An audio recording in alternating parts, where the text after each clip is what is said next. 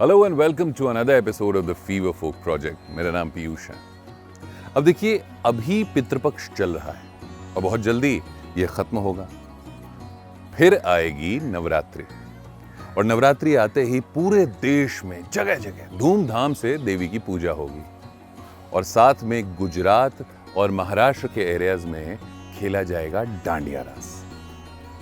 आप सोच रहे होंगे सिर्फ गुजरात और महाराष्ट्र में ही होता होगा ना, साउथ में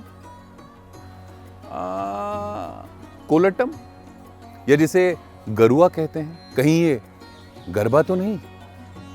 हाँ भी और नहीं भी, और इसी का जवाब आपको मिलेगा आज के इस एपिसोड में।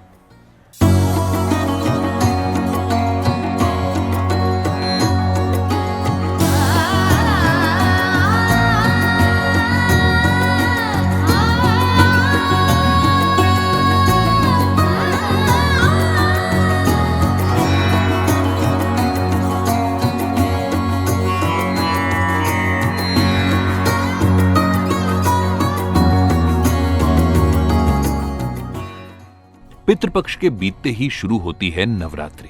जगह जगह देवी के पंडाल सजते हैं और साथ में गुजरात और महाराष्ट्र के साथ साथ आसपास के एरियाज में खेला जाता है डांडिया रास। अब डांडिया पर बात करने के लिए इससे अच्छा कौन सा मौका होगा?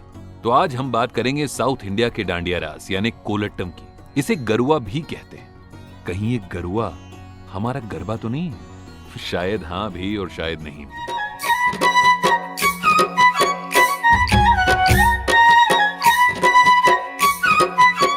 नोटिस किया आपने, गुजरात के डांडिया रास में और तमिलनाडु के कोलट्टम में काफी सिमिलैरिटीज हैं। पहले के जमाने में फीमेल डांसर्स कोलट्टम मंदिर के हॉल में ईश्वर को समर्पित करती थी, लेकिन अब ये एक फोक आर्ट के रूप में डेवलप होने लगा है। तो अब सबसे पहले इस फोक फॉर्म के पीछे की कहानी जानते हैं।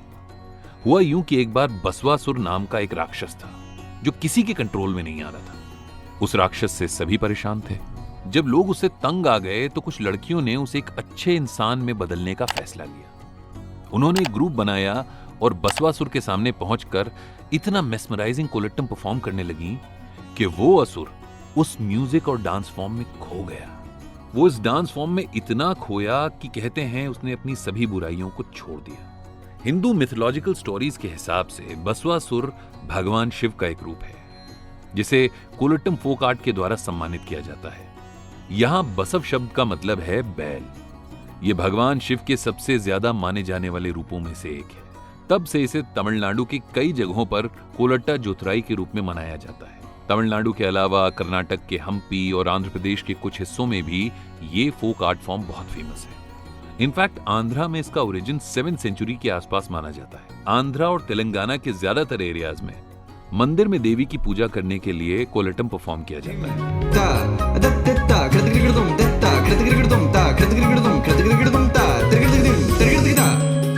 अच्छा, ये folk art form Kolattam festival का हिस्सा माना जाता है। कोलट्टम फेस्टिवल जो अक्टूबर नवंबर के महीने में जो अमावस्या आती है तब शुरू होता है और पूर्णिमा को खत्म किया जाता है। लड़कियां सुबह सुबह उठती हैं, नदी में जाकर स्नान करती हैं और एक छोटे से कंटेनर में मुट्ठी भर घास और पानी लेकर आती हैं।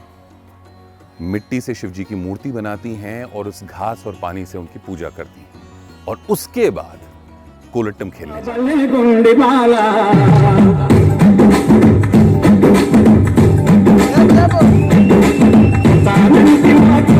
अच्छा, ये कहानी मान्यताओं पर आधारित है। इस डांस की खासियत यह है कि जितने ज्यादा पार्टिसिपेंट्स होते हैं देखने वालों को उतना ही मजा आता है। तमिलनाडु में इसे कुलनालू या कोल कुलनालू भी कहा जाता है। कोलट्टम में 2 शब्द हैं, कोल यानी एक छोटी सी छड़ी और अट्टम यानी नाटक। ये स्टिक डांस के नाम से भी पॉपुलर है और तमिलनाडु में सबसे पॉपुलर फोक डांस के तौर पर जाना जाता है। जब भी गांव में त्योहार होते हैं तो तमिलनाडु में इसे परफॉर्म किया जाता है। कोलट्टम ग्रुप में 8 से लेकर 40 डांसर्स होते हैं। ये नंबर्स हमेशा इवन होते हैं।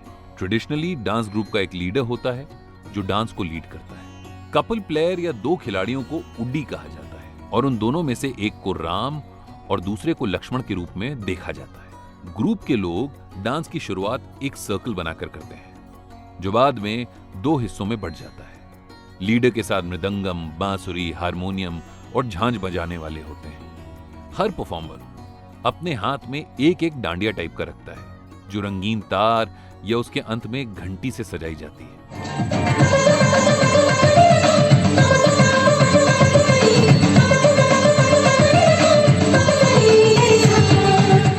कोलट्टम फोक आर्ट में अलग अलग टर्म्स यूज होते हैं, जैसे पेनुडी, जिसका अर्थ है समूह का नेता यानी ग्रुप का लीडर। इट्टगड़ा का मतलब है नृत्य की शुरुआत। कोलट्टम के डांस स्टेप्स को कोपलू कहा जाता है, जिसके 50 टाइप्स होते हैं। दंडरास या कोलट्टम जब स्टेज पर जाता है तो वहां एक ड्रेस कोड होता है। औरतें रंगीन स्कर्ट या साड़ियां पहनती हैं और वहीं मर्द बहुत सिंपल कपड़े पहनते हैं, जैसे धोती और शर्ट। उनकी स्टिक्स भी गहनों और घंटियों से सजाई जाती है। अच्छा, इन स्टिक्स की क्वालिटी बहुत मैटर करती है, क्योंकि स्टेज परफॉर्मेंस के दौरान दंडरास से जो साउंड निकलती है, सारा खेल उसी का है। इस डांस की खासियत यह है कि जितने ज्यादा पार्टिसिपेंट्स होंगे, देखने वालों को उतना ही मजा आएगा। आज भी साउथ इंडिया के तमिलनाडु, आंध्र प्रदेश, तेलंगाना और कर्नाटका के कुछ हिस्सों में कोलट्टम बहुत सारे छोटे बड़े फेस्टिवल्स का हिस्सा है।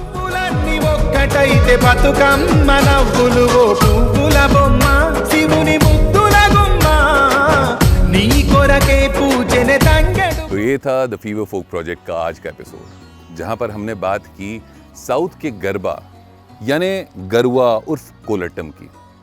ऐसे ही और भी इंटरेस्टिंग फोक फॉर्म्स आप तक हम लेकर आते रहेंगे। बाय द वे, ये शो आप फीवर एफएम नेटवर्क के सारे रेडियो स्टेशंस पर सुन सकते हैं, और हाँ, इसका पॉडकास्ट भी सुन सकते हैं एप्पल, स्पॉटिफाई, HT स्मार्टकास्ट, हर जगह। आपको ये शो कैसा लग रहा है बताना बिल्कुल मत भूलिएगा।